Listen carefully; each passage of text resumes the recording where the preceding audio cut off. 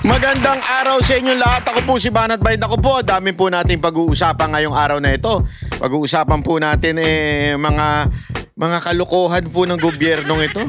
Grabe talaga ang kapalpakan ng gobyernong ito. Hindi ko talaga maintindihan kung bakit sabi nga nung isang AI sa tingin mo ba, diktador? Sabi nung isang AI. Sabi niya, sa tingin mo ba, diktador? Si Marcos? Ang sagot nung babae doon sa AI, hindi, sa tingin ko hindi siya diktador. Siya po ay adiktador. Ay nako, grabeng AI yan ha. Nililinaw natin, AI po yung video na yun ha. Kung gusto nyo pong malaman yung video na yun, sa Facebook ko, kaya follow po kayo dyan sa Facebook natin ha. At makikita nyo Banat Bayt 2.0 kasi yung una natin, abay binlock nila dahil daw impersonator daw ako. Pambirang buhay ireo. Ako pa talaga ang impersonator. Ako nga inalabas sa video. Ay sus. Anyway, it's okay. Akala ninyo hindi tayo lalaban ha? Hindi, lalaban tayo. Hindi pwedeng titigil lang tayo basta-basta dahil marami pa pong issue na dapat pag-usapan at isa na nga ho dito, nako po. Dahil palpak ang ekonomiya, dahil nagtataasan ng bilihin, tapos hindi na-aproban yung pagtaas ng sahod ng mga manggagawa, sinisisi ngayon ng Malacanang. Sinisisi ata ni Marcos hindi kasi nagsasalita yung taga-spokesperson niya. So tila sinisisi ni Marcos si VP Sara Duterte, tungkol dito sa ekonomiya ng Pilipinas. Naku po. Ikaw ang presidente, anong pakialam ng vice president yan? 'Di ba? Tapos isisisi nyo sa mga nangyayari sa impeachment? Gago! Sino man nagdi-delay niya impeachment? Di ba kayo? Inaantay lang kayo ng Senado Anak kayo ng tutsang kalabaw, Hindi pa sumasagot yung mga bata mo sa kamera. Tapos sasabihin mo, dinidelay. Ay, sus, napakasinungaling nyo talaga. Ito, pakinggan natin yung tagapagsalita ng palasyo. Hindi ko alam kung tagapagsalita ba talaga ito o ewan kung sino ba ito. Yusek, good morning. Reaction lang po ng Malacanang. Sa press briefing kasi kahapon sa House of Representatives, sinabi ni House Impeachment Spokesperson Attorney Antonio Odi Bukoy na maaring maapektuhan ang investor confidence kung masyadong matagalan ang proseso sa impeachment ni Vice President Sara Duterte. Okay, mismong nasa business sector na po ang naaalarma sa nangyayari dito sa Senado patungkol po sa impeachment trial. At hindi po... Kita nyo dito, yung packaging nila dito, gumagawa sila ng tila bagang senaryo na kung saan kasalanan ng Senado.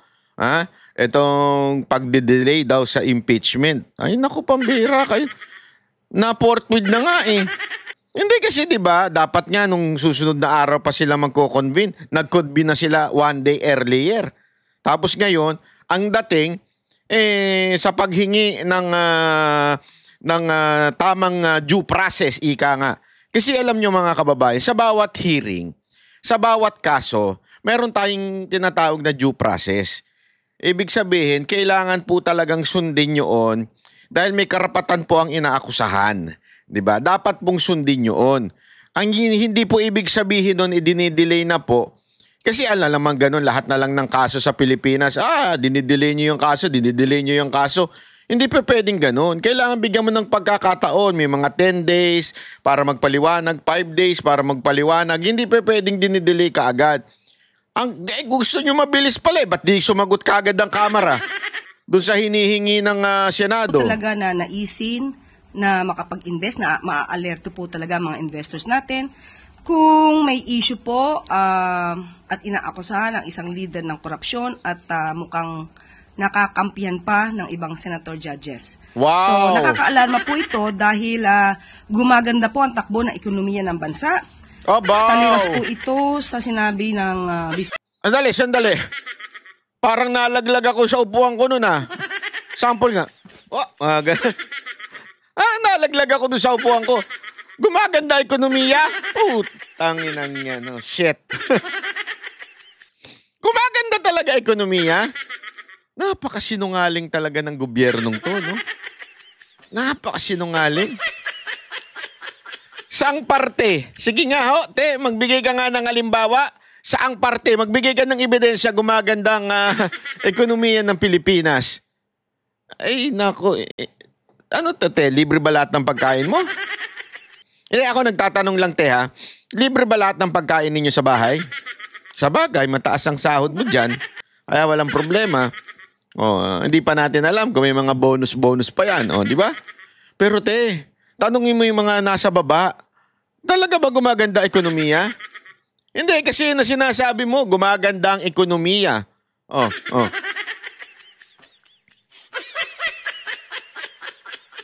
Di ba? Gumaganda ang ekonomiya. Tapos, ang dahilan na babagsak ang ekonomiya dahil kay BP Sara Duterte. Dahil sa impeachment na yan, abay, pambihira kayo. Presidente, na bagsak ang ekonomiya. Tandaan po natin, natanggal na po ang Pilipinas dito sa Financial Action Task Force Gray List na nakapagbigay po ng mataas na investor confidence sa bansa nito lamang taon. At sinabi rin po ng ADB na na-maintain po ng Pilipinas ang napakaganda pong economic outlook for 2025. So, yung mga kino-quote niya, syempre mga kaalyado nila. So, syempre, siya lang, ano lang yan, pabor lang yan ng pabor. Pero in reality, is it the truth? Hindi, kayo po sumagot, is it the truth? Ha? Katotohanan ba yan? Nararamdaman ba yan ng mga Pilipino? Kasi syempre yan, mga figures na yan, yung ebidensyang pinipresenta mo. Ay sus, ano lang yan hindi mo masasabing makatotohanan yan.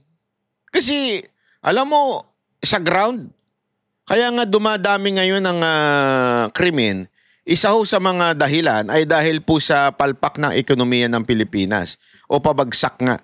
Naghihirap ang mga Pilipino. 'Di ba? Alam mo, kahit nga minsan sa mga Grab nagugulat na lang ako, hindi ko po ito although bawal po sa kanila yan, alam ko bawal sa kanila yan, pero talagang literal yung mga driver nanghihingi na ng tip. Nanghihingi na ng pandagdag. Oo. Minsan, alam mo yung nakakabuisit kasi parang, ano ba, may bahay, kaya nga kami nagpa-grab kaya nga nagpa-deliver kasi fix na yung amount, tas manghihingi ka pa, di ba? May mga ganyan Pero minsan, alam mo, naiisip ko na kawawa rin naman kasi yung mga Pilipino di ba? Kawawa rin po kasi talaga yung mga Pilipino sa nangyayari sa Pilipinas. Yung pataas ng presyo ng bilihin, yung basic needs. Meralco, di ba? Magtataas nga din daw. Hanggang ngayon, hindi pa nasusolusyonan yung problema na yan. Pati sa tubig. Lahat na po. Ito meron pang banta na tataas ang presyo ng gasolina dahil sa gera sa Iran at saka sa Israel, di ba? Pero, baka kasi sabihin nyo ba, sandali, Banat Bay, kasalanan ba ni Marcos yan? Ba't dati sinasabi nyo, di nyo kasalanan ni Duterte yan pag tumaas ang gasolina? Tama kayo dyan. Ako, I agree with that. Hindi kasalanan ni Marcos kung sakaling tumaas ang presyo ng gasolina. Ngunit, datapot subalit.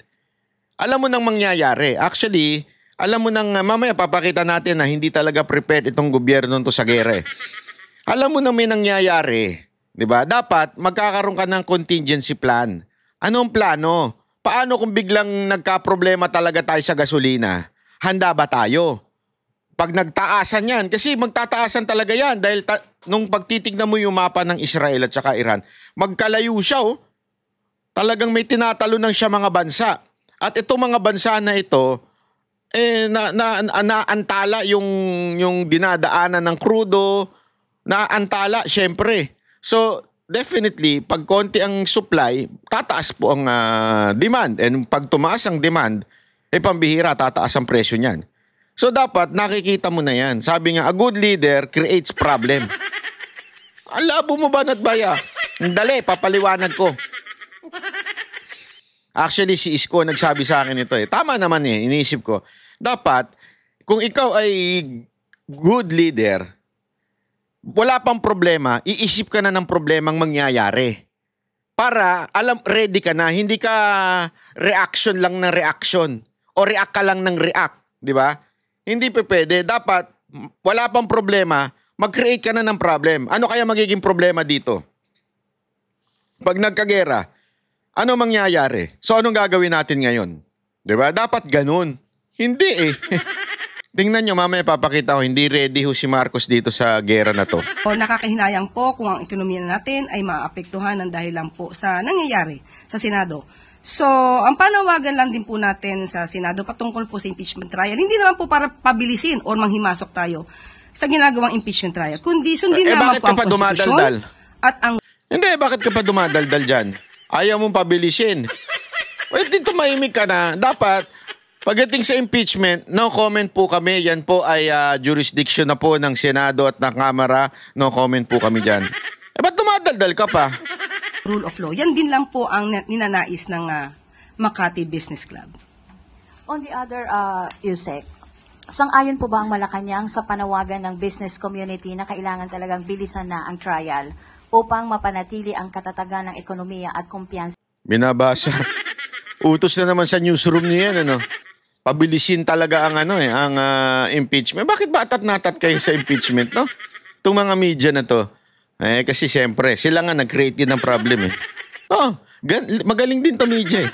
Sabi lang, hindi pwedeng manalong presidente si VP Sara Duterte. Yari na naman yung mga tax-tax natin. Kaya kailangan talagang hindi siya manalo.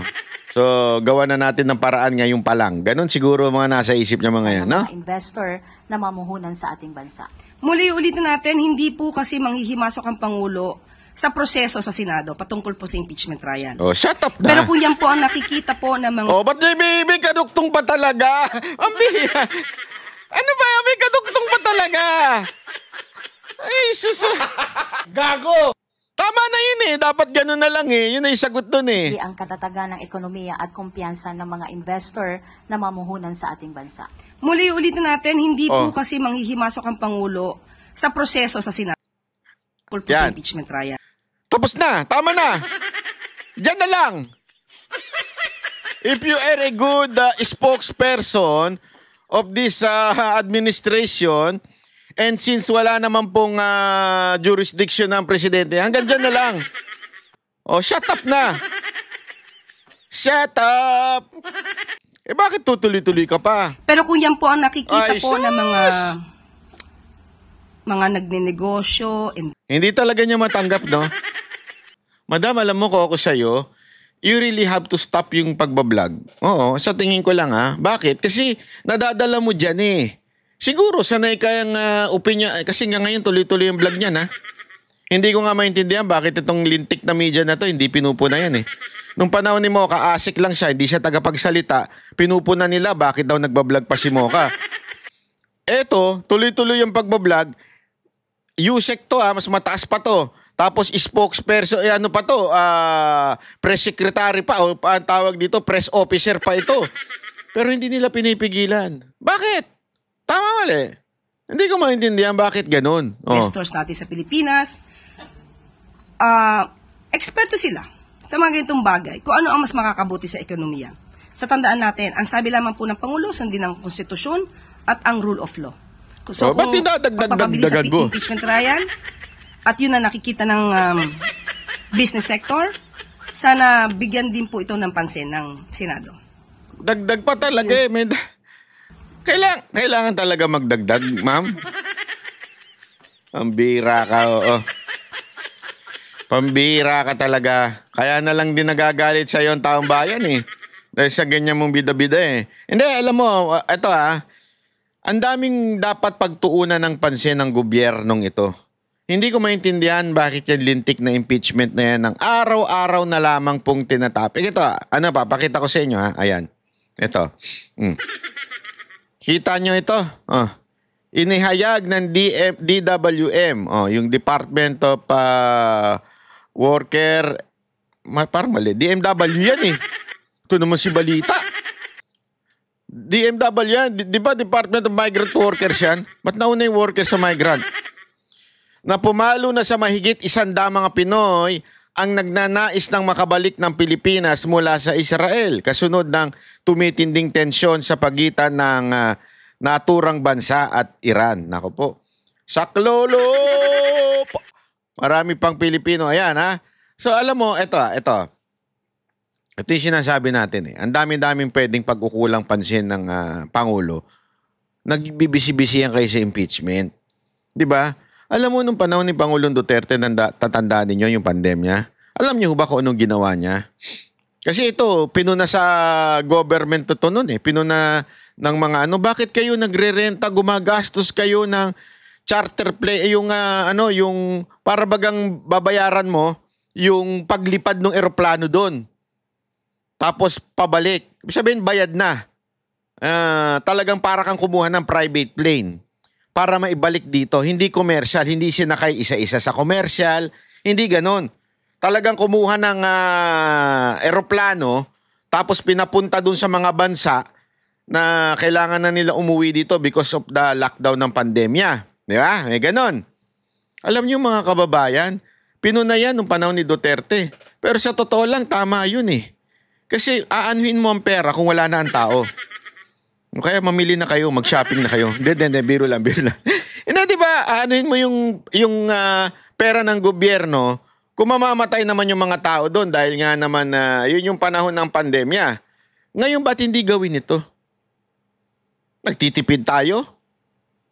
Ano ba? Mas mahalaga ba yung pera kaysa sa mga Pilipinong... Nakita nyo na ba? Ako, pinapanood ko sa video yung mga nangyayari sa Israel, Iran. Grabe, sabi ko. Gera talaga. Kasi yung 'di ba napanood natin yung nangyayari doon sa ano ba yun, yung gera rin ng Israel at saka yung sa Hamas, 'di ba? Yung mga doon sa umatake sa kanila. Doon pa lang medyo grabe ito. Pero itong Iran at Israel na gera, ay grabe. Kasi hindi rin papatalong Iran sa tindi ng mga kagamitan nila sa gera eh. Talagang sabi ko, grabe, gera na talaga ito. Ito na yun. Ito na yung sinasabi ng Biblia sa sa mga huling panahon. 'Di ba? Nagkakatotoo. Hindi ko maalam mo yung parang minsan hindi mo maiisip na totoo pala mangyayari ang mga gayaan. 'Di ba? Pero talagang nangyari. Nangyayari na po. Nako, patindi talaga to. Ay nako. Anyway, eto nga, nagbisi-bisihan na naman po sila sa sa pandemya. Kaya nga, pakinggan po natin kung anong nangyayari dito sa pandemya, sorry. Impeachment. Pakinggan natin kasi alam mo meron na namang nilabas na kalokohan itong kamera eh. Pero bago yan, pakinggan muna natin etong tamang tagapagsalita. Ito, pakinggan natin Disrespectful litigants o walang galang na litigante. Ito ang tawag ni Attorney Reggie Tongol, tagapagsalita ng impeachment court sa mga kumukwestiyon sa naturang korte na aniyay layon ay manira lang ng puri imbis na idulog ang kanilang reklamo sa tamang sanggunian. Paliwanag ng abogado, sino mang litigator na magaling sa kanyang propesyon ay nalalaman na madali at mabilis lang ang maghain ng mosyon. Partikular na dito ang motion for clarification, manifestation, pagsunod at formal na entry of appearance. Ngunit 7 araw matapos mag-convene ang impeachment court, wala pa rin anyang naghahain ng mga nabanggit sa korte. Kung ang goal anya nila ay mapabilis ang pag-usad ng kaso, dapat sila mismo ay tumalima rin at hihain ang dapat ihain kaysa ginugugulang oras sa pag-atake sa korte. Yon, di ba? Ay nako. Ito yung isang bagay na hindi natin maintindihan eh. Kasi this is a court process. Ang nangyayari ngayon, trial na po yan. Parte na po ng trial. So halimbawa, may inutos sa iyo ang korte. Kung gusto mo talaga mapabilis ang impeachment, kung gusto mo talaga mapabilis ang proseso during the hearing o during the trial of this particular case, sagot ka kagad. Di ba? Hindi yung ang tagal-tagal mo bago sumagot. Bakit hindi ka sumagot? 'Di ba wala naman pong kasi ang sinasabi ng Kamara, lalong particular na ito si Chua, sabi niya, inaantay namin sumagot ang Vice President tungkol doon sa ipinadala ng Senado sa kanila, then doon namin ibebase if magfa-file kami ng motion doon sa amin o whatsoever. Alam mo, wala namang kinaugnayan. O yung argumento yung pleading ng Vice President, Office of the Vice President, o yung pagsagot nila sa Senado, doon sa tinatanong sa inyo ng Senado. Walang kinaugnayan yun. Dahil yung tanong ng Senado sa inyo, nais nyo pa ba magpatuloy yung prosecution, yung from the 19, syempre lilipat na sa 20, sasagot lang naman kayo ng yes or no. Ang dali-dali nun. Pangalawa, yung tanong na ito ba ay dumaan, i-certify nyo na dumaan talaga ito sa tamang proseso at hindi kayo tumalon. Hindi nyo naman kailangan tanungin o alamin ang argumento ng Vice President, di ba, para sagutin lang na dumaan ito. Bakit hindi nyo na lang sagutin? Ang tagal-tagal nyo, tapos putak kayo ng putak sa putang inang mga bayarang media, ha? At ayaw nyong sagutin na lang ng diretso. Tapos magre-reklama kayo, ang tagal-tagal naman ng impeachment. Bumabagsak ang ekonomiya dahil sa impeachment. Alam mo, Yuse Claire Castro, kausapin mo yung mga congressman. Anyway, pakialamera ka naman din eh. Pakialaman mo yung mga congressman. Sabihin mo, sumagot na kayo na magsimula na to, na matanggal na sa posisyon yan. At threat yan sa amo namin. Ganun, diretso nyo na lang. Ang dami nyong hanas eh. Diba? Ang dami nyo sinasabi pa na, okay, so ganito, Diba? Oh.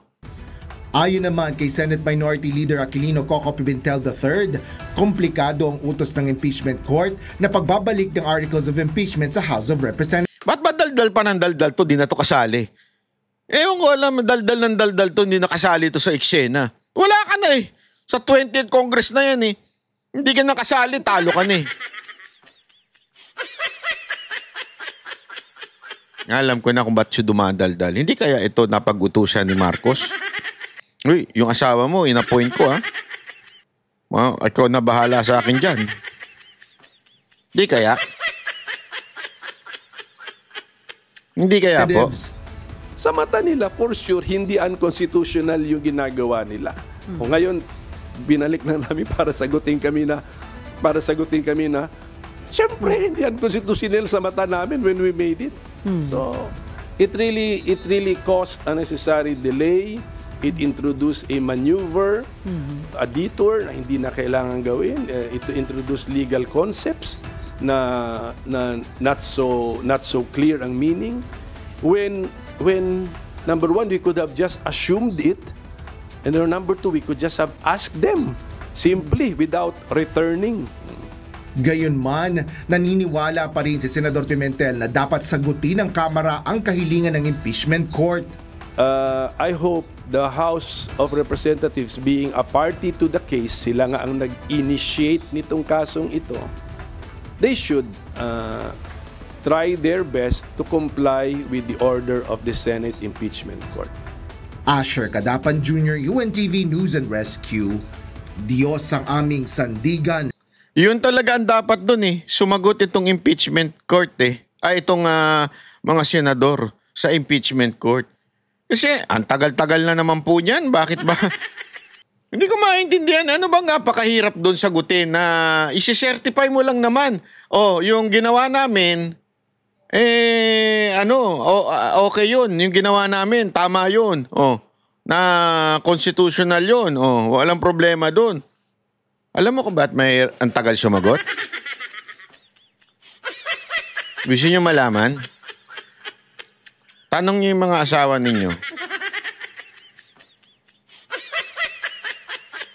Hindi, walang biro. Tanongin niyo yung mga asawa niyo. Pag ang tagal sumagot ng asawa ninyo, pag tinanong niyo, saan ka galing? Pag ang daming iniisip, ang daming alibay, pag ganun-ganon, alam mo na. Tama, mali. Pag tinanong yung asawa mo, bakit amoy shampoo ka? Nakamotor ka lang naman papunta at pauwi galing opisina. Dapat naaarawan ka, ba't amoy shampoo yung buhok mo? Ano kasi, alam mo yung yung Watson. Oy, Watson, baka naman.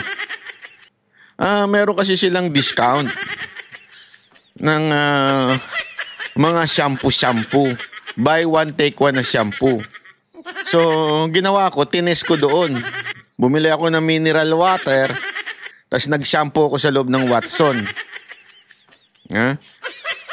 Tapos binanlawan ko doon. Pagka alam mo nagsisinungaling, ang tagal sumagot eh. Ang daming paligoy-ligoy eh, di ba? Alam mo yan. Kaya nga itong camera, malalaman mo talaga na bakit ganyan sumagot. Eto papakita ko sa inyo. Eto yung palusot. Eto. Maganda to. Sabi ko sa inyo, matatawa kayo sa palusot ni Chua tsaka yung kasama niyang babae dyan. And it was actually talking about the problem in the House, wherein obviously there were 3 previous impeachment complaints. Again, balikan po natin. One, December 2. The next one, December 4. The third one, December 19. That you did not act on. You acted on the fourth impeachment complaint, which was filed February 5, or roughly 2 months after the first impeachment complaint. So could that be the reason for the certification that you did not violate the 1-year ban? Because apparently it says in the House rules that the impeachment complaint should be immediately forwarded to the Speaker of the House and calendared. Actually, Ms. Pinky, it's good that we can explain what Naks happened. naman, kala mo talagang tuwan-tuwa si ate. It is good na ma-explain namin.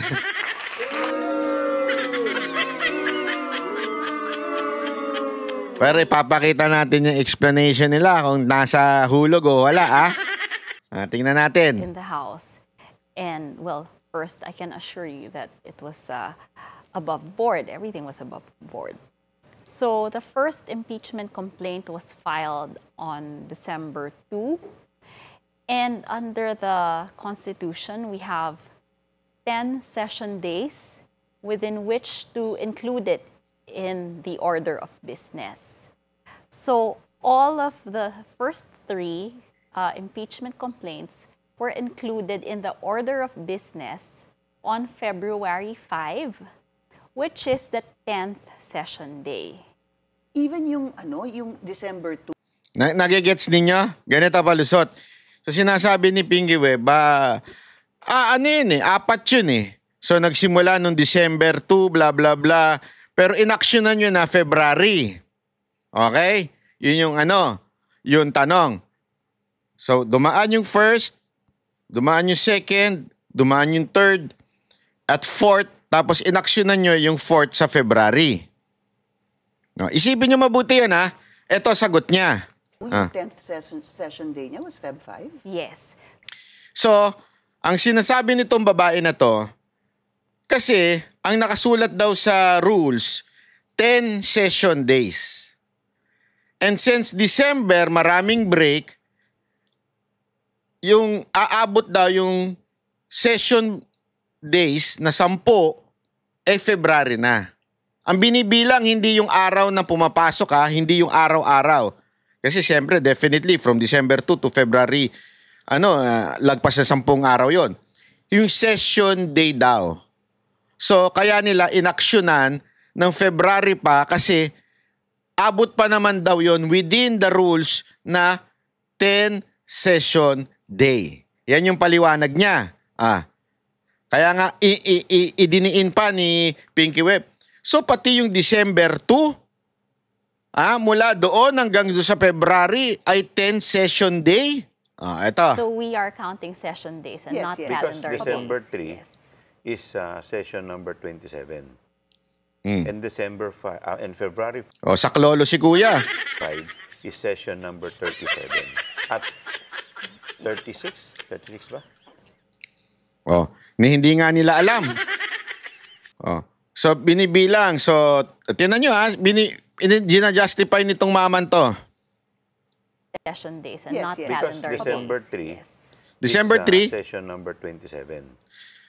Sa 27. 27, yun yung session na day. 27, yung December 3. And December 5 and February 5 is session number 37. So, 37 daw. Ay, mali. Sabi niya, mali yung kwenta ko. Gawin natin 26. At 36? 36 ba? 36. Para at least 9 I don't days. quite get that. But basically what you're telling me, pasok po yung 10, Pasok siya. Yes, pasok siya sa 10 session yung days. February 5? Yes. 10 Yung session. 2 months We're after? talking about session Opo, I days. understand Yes. that. Oh, kasi marami ho kayong break, etc. Yes. Hindi ho ba? There are periods or And there are sorry, yung days. session days niya is Monday, Tuesday, Wednesday. Yes. Okay. There are some days when, because of what's calendared in the order of business, they have to merely suspend and not adjourn sessions. So, So what's wrong with this argument? What's wrong with this argument? This argument does not justify na dapat yung fourth impeachment case ang talakayin. Because we are talking about December 2. December 2. The first impeachment trial, pinasa ng December 2. So therefore, kung within the 10 days, pasok pa pala, until February 5, dahil within 10 session days yun, bakit hindi yung first impeachment ang diniscuss? O yung pinasa? O yung sinagmit? What happened to the first, second, and third impeachment? Bakit tumalong kayo sa fourth? Yun ang problema dun eh. Yun ang kini-question dun. They're trying to justify na tama lang naman yung oras. O sige, sabihin na natin tama yung lintik yung palusot. Pero bakit tumalon kayo sa fourth impeachment at hindi nyo dinaanan yung first, second, and third? Kasi remember, pag kinuha yung first, ipinasa ng kanilang secretary tapos ipinasa po sa kanilang SecGen, sa kanilang speaker, hindi na pwedeng i-discuss pa yung pangalawa. Kasi may tinatawag na 1-year ban. So, pag yan na-discuss, tapos yan ang ginamit na article of impeachment, ipapasa na dapat sa Senado yun. Malamang sa malamang, nahinaan sila doon sa first impeachment. So, pinili lang nila. Hindi pwede yun sa batas. Hindi pwedeng tumalong ka. Kung ano yung nauna, yun dapat ang una mong i-discuss. O yun ang dapat una mong ipasa from SecGen to the Speaker. At the Speaker, dali naman sa Committee on Justice. So, ibig pong sabihin, nilaktawan nyo talaga yung first, second, and third. Kasi sinasabi nyo dito, 10 days yun, pasok pa. Pasok pa pala eh. Ba't di nyo diniscuss? Huli sila sa sarili nilang bibig eh. Pasok pa yung So, hindi nila diniscuss yun. Yun ang tinatanong sa inyo ng Senado na ayaw nyo sagutin. 10th session day yung February 5. So, it was calendared on that day. You're saying if that is brought up, pasok pa po yung sinasabing 10 days na yun.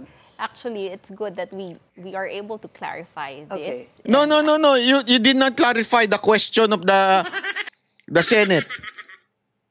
Bakit hindi nyo ipinasa yung first? I hope that they are able to understand the proceedings in the House of Representatives. Ikaw hindi makaintindi. The problem, Congressman Joel, is also the often remark that we've heard from the Secretary General that hindi pa po ipinapasa sa Yan. Office ni Speaker ang impeachment complaint kasi nakikiusap pa yung ibang mga congressman. Pinag-aaralan pa nila ito. Or, if I remember correctly, baka may isa pang impeachment complaint. So parang ang lumalabas po talaga, natenga po siya sa office ni SecGen.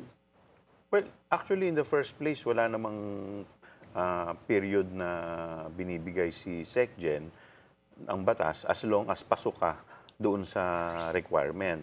So, Hindi. Sinabi mismo yan ni SecGen. Sinabi niya mismo na inaantay pa yung pang fourth impeachment bago ipasa. Nahuli siya sa interview eh. Nahuli po siya sa interview dyan. Sinabi niya mismo yun. Tama yung sinasabi ni Pinky Web. Hindi pa, sinabi niya, inantay niya yung iba. Na which is bawal. Kasi, bakit? Ano sabi? Immediately. Mukha niyo. Kung dati, portweed kayo ng portweed. Ito po, sinasabi dito, immediately.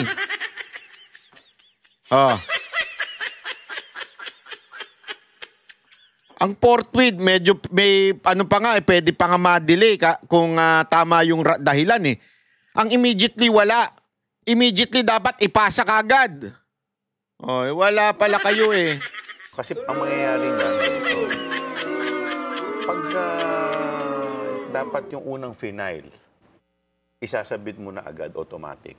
So Tama. mangyayari niyan, every time na lang na magkakaroon ng every year, pagkakakampi ka ng Pangulo or ng kahit sino man, magpa-file ka na lang ng impeachment, whether may laman o wala, para pumasok dun sa 1-year ban. Hindi na kasalanan yun. Kasalanan, nasa batas yun eh.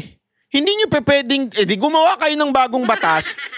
Kasi sinasabi dito, baka naman gawing palusot yan. So yung mga kaalyado ng presidente, kaalyado ng vice president, magpasa na lang ng bogus na impeachment. Para lang next year na uli siya pwedeng pasahan ng impeachment. Wala tayong magagawa. Yun ang nasa batas. Sundin nyo. Mambabatas kayo, mambubutas. Gumagawa kayo ng butas sa batas eh. Mambabatas kayo. Sundin nyo yung batas. Kung sa tingin nyo may problema sa batas, di baguhin nyo yung batas. Hanggang hindi nababago yung batas, sundin nyo. Yun ang nasa batas eh. Hindi pa pwedeng, hindi kasi sa tingin namin mali yung batas. So, na lang, pipili na lang kami. Gago pala kayo, sir. Kung ganyan ang sinasabi ninyo. Kung ganyan, hindi ko sinasabing may problema yan, sir, kung ganyan ang sinasabi ninyo. Hindi pa pwedeng mamili lang kayo. Ang naaayon sa batas, once na ipasa yung impeachment, immediately kailangan ipasa. Hindi pa pwedeng puro palusot. Para hindi matuloy. Yes. So magiging magiging... Pwede baguhin nyo nga yung batas.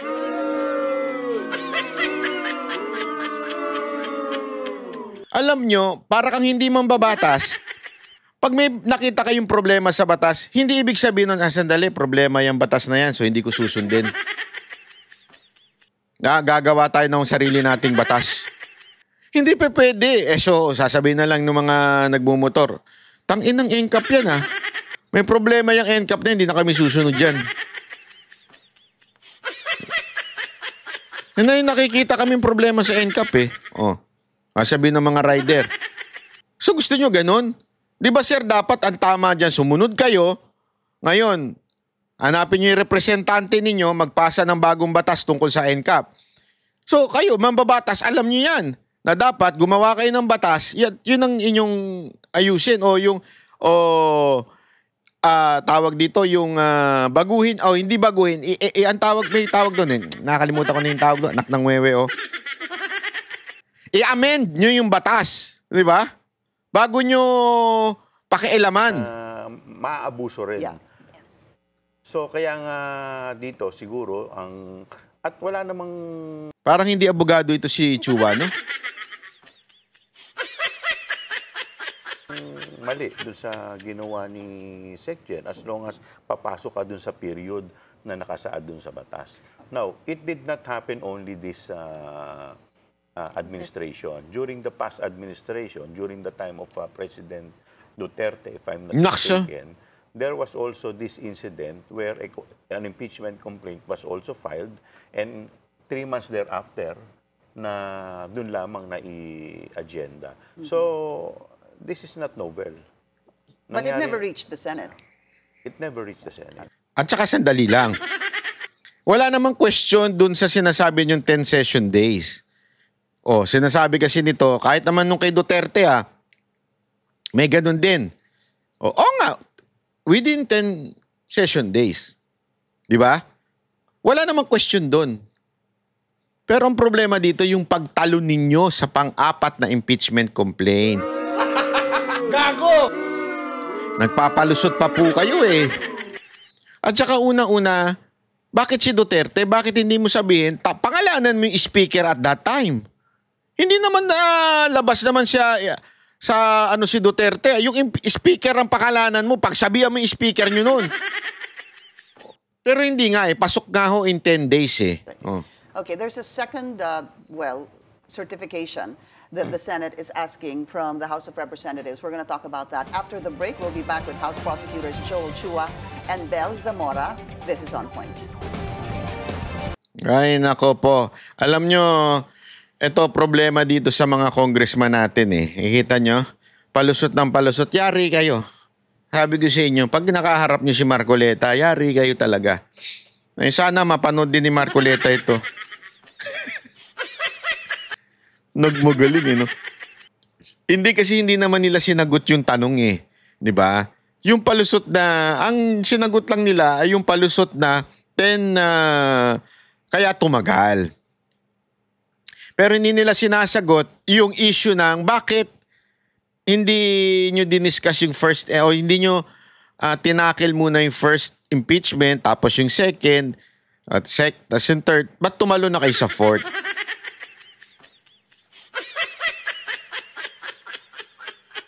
Alam mo kung anong duda ko? Hindi. Ako nasasagot. Duda ko kasi niyan. Remember, at that time, may mga Quadcom hearing.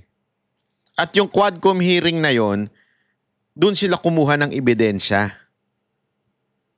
Nagigets nyo? Nag-fishing pa sila. Gumukuha pa, nag-iipon pa sila ng, sa madaling salita, yung first and second and third impeachment, wala pa silang ebidensyang masasabi nating solid sa tingin nila. Kaya ang ginawa nila, nag-quadcom sila at tinuloy-tuloy nila para pigain si VP Sara Duterte at yun ang gagamitin nila sa pang-apat na impeachment. So anong tawag mo doon? Mali po yun. Para kang ang tinatawag nga nila doon, di ba, yung fishing expedition na parang ang dating, wala naman talagang kaso, naghanap ka ng kaso. Di ba?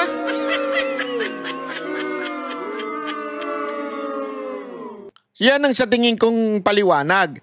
Ang problema, may batas tayong bawal yan. Bawal po yung ganyan na aantayin mo na dumami muna o di kaya tatalunan mo na yung fourth impeachment. Bawal po yan. Oh, diyan kayo madadali. Kaya ako sa tingin ko, maiiyak to mga ito.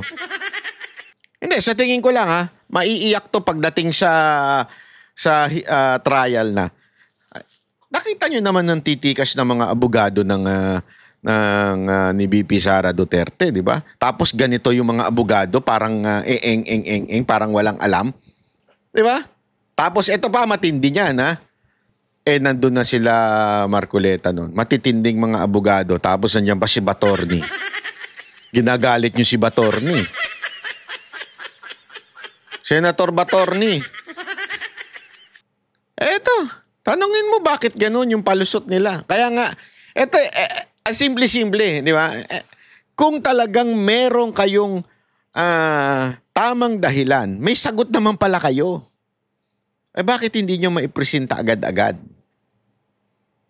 Bakit hindi nyo kaagad masagot ang Kamara? Kasi nga, hindi kayo sure. Yan ang totoo. Hindi kayo sure, kaya tuloy, nag-iimbento na kayo ng kung ano-ano ngayon.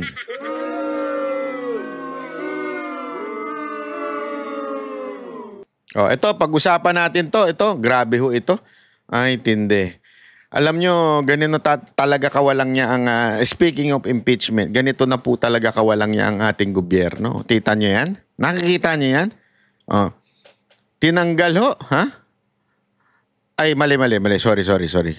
Dinilit po ng COMELEC ang data nitong nakaraang eleksyon. Diba? Bakit nyo kailangan i-delete?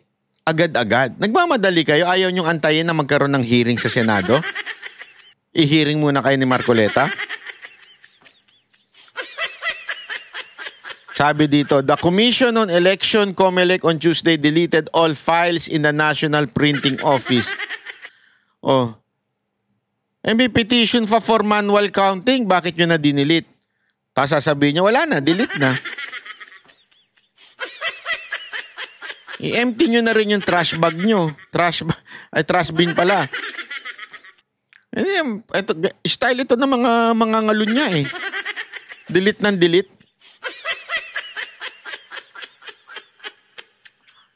Based on resolution issued on May 27 as part of transparency, we approve the deletion of data in the NPO server. Dinilit talaga. Grabe, no? The deletion of the file is being administered after the conduct of every election in compliance with Data Protection Act. Nako. Okay naman sana yan. Ang problema lang natin dyan, mga kababayan, sana inantay muna yung mga petition doon sa manual counting. Diba? Paano yung manual counting na yan? Kung deleted na yung files. Ay, naku po. Wala talaga. Para talaga hindi masilip, di ba? Hindi, sa bagay, mga kababayan, talagang ganyan po ang COMELEC ngayon eh. Talagang medyo abusado. Bakit kanyo? Ito, papakita natin ha. Ayan. Tinanggal na ang registration ng Duterte Youth Party List. Kinancel na ni Chairman George Garcia.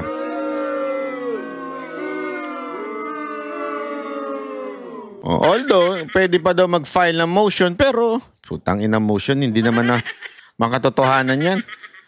Wala na. Bakit kanyo? Kasi naman itong Duterte Youth nagpasa ng impeachment kay Marcos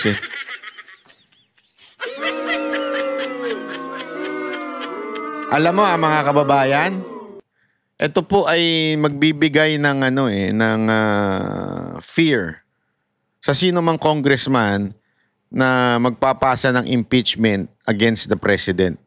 Yan ang sa tingin kong gusto nilang mangyari. Para magkaroon ng takot ang mga congressman na kung sino man ang kumontra kay Marcos at kay Romualdez, gagawin kayo ng paraan.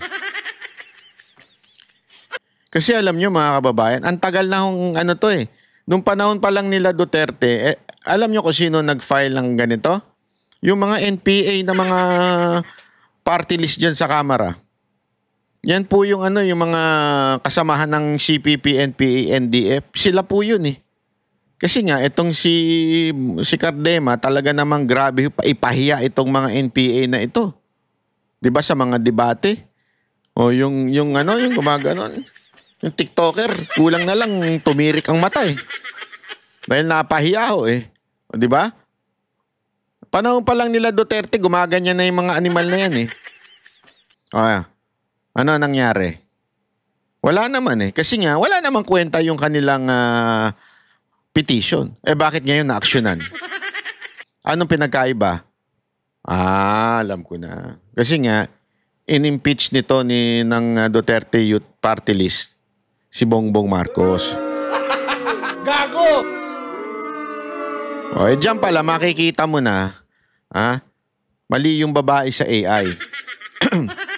Bakit? Ano ba sabi nun sa babae sa AI? Hindi, pakita nga natin yung babae doon sa AI. Sabi kasi nung babae sa AI, ano ba yun? Hindi yan diktador. Diktador yan, sabi niya. Sandali. Diktador ba? Sandali, da-download lang natin na mabilis at ipakikita ako sa inyo. Natawa kasi ako dito ng sobra-sobra. Minsan talaga kaya ayoko nagkakapi sa labas Kasi pagka nagkapi ka, tapos nanonood ka ng mga video, bigla ka na lang matatawa. Di ba? Pag natawa ka, nakakaya naman kasi naka-earphone ka. Hindi nila alam na yung pinanonood mo nakakatawa. Ayan. Wait lang, chotomate. Yung dali,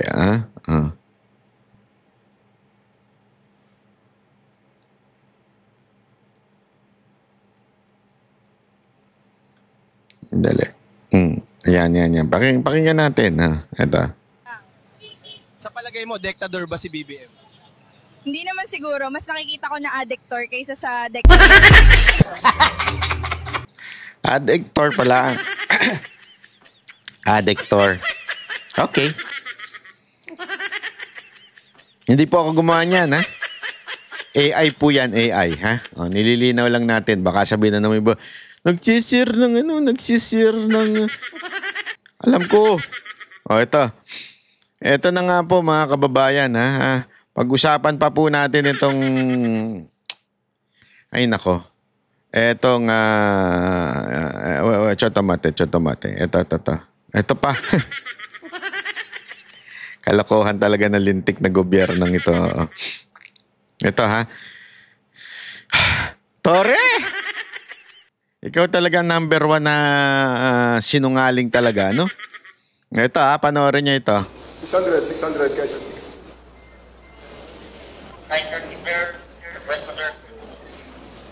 3 minutes police response. Kindly send policemen. Aurora, EDSA, intersection. Along EDSA na island. Wala pa eh. Una, malakas ang loob ko. Kasi yung lugar na yan, alam ko may patrol car talaga dyan. Tingnan mo, ha? Tang-inang sorry, pero literal, sinabi na niya. Oh, 'di ba? Sinabi niya literal. Oh, alam ko. Alam ko kasi alam ko meron talagang patrol car diyan eh. Wantakin mo mga kababayan, sarili niya binuking niya. Nagbibigay pa lang ng direksyon kung saan pupunta, dumating na yung patrol car. Pambihira. 600 cash.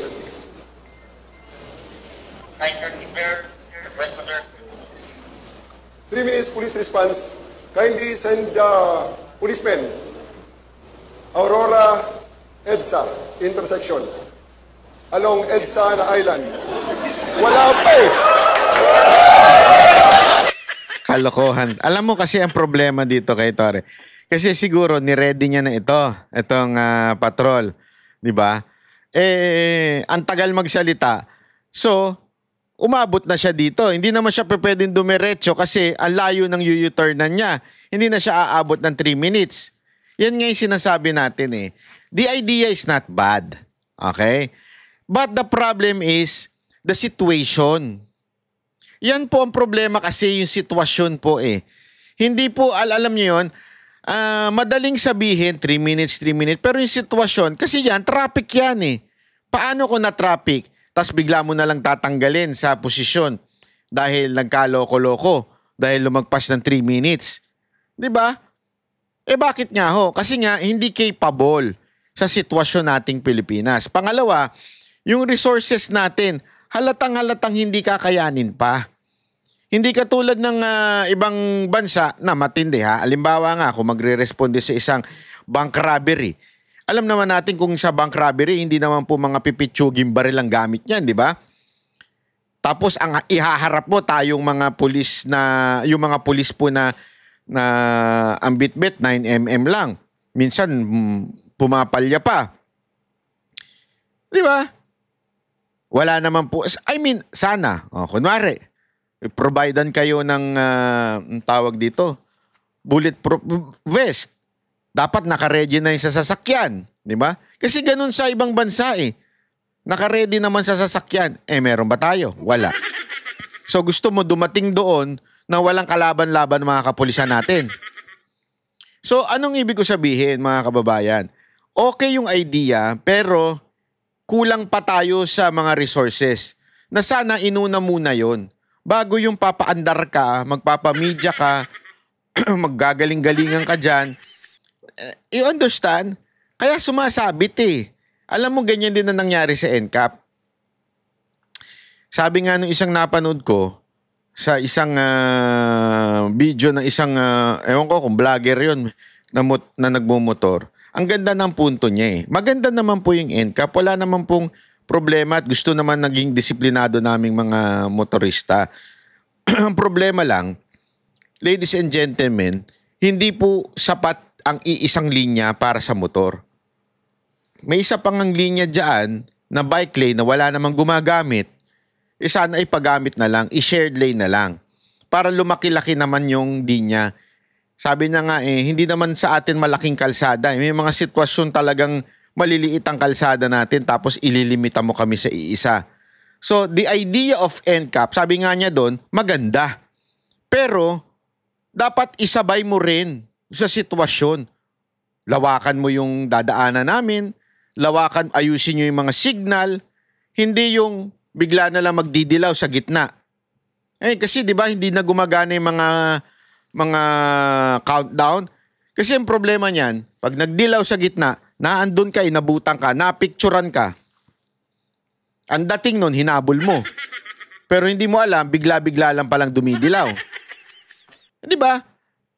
Kaya nga may countdown yan para pagka, 2, 1, hindi ka natutuloy kasi alam mong sasabit ka na sa gitna. Ganun yun. Ang problema, wala. So, hindi pa prepared ang Pilipinas sa NCAP. Sana, nung panahon na tini-RO yun, sana pinaghandaan ng husto. Hindi Nagpasiklab kagad itong MMDA. Parang si Torre, ba't ba ganyan ang nasa gobyerno natin ngayon? Puro pasiklab. Di ba? Nakakairita. Ay, naku kayo, ayusin nyo yan, ha? Hindi yung ganyang puro na lang. Kasi alam mo, itong gobyerno to manang-mana kay Marcos Yung panlabas lang yung inaayos, pero hindi yung panloob. Pangit yan. Marami dyan ganyan Maganda lang sa labas, naka-makeup, pero ang bantot, pag... Kasi hindi inayos yung panloob, hindi naguhugas Di ba? Dapat, pag maganda sa labas, maganda rin yung loob. Inuuna nga dapat ang kalooban Hindi, marami dyan. Maganda, ang pangit ng ugali. Tama, mali. Ako, dami ko kilalang ganyan. Ang ganda-ganda, pero ugali yung baboy. Dapat hindi ganon, mga kababayan. Dapat kung may aayusin ka, simulan mo dun sa pinaka-inner, tapos palabas. Diba? I-equip natin yung mga kapulisan natin bago natin pasunurin ng 3 seconds response. 3 seconds. 3 minutes response. Yung NCAP, bago natin ipatupad, dapat inayos natin ng lahat ng signal, nilawakan natin ng karsadang dadaanan ng mga mumotor. Diba? Hindi yung bigla nyo na lang ipapatupad nang hindi nyo inaayos yung loob. Masama yan. Delicate yan. Ha? Okay po, maraming salamat po. Ako po si Banat Bay. Kita-kits po tayo ulit. Baka naman pwede mag-subscribe kayo. Maraming salamat! Yan ang Banateros, boses ng ordinaryo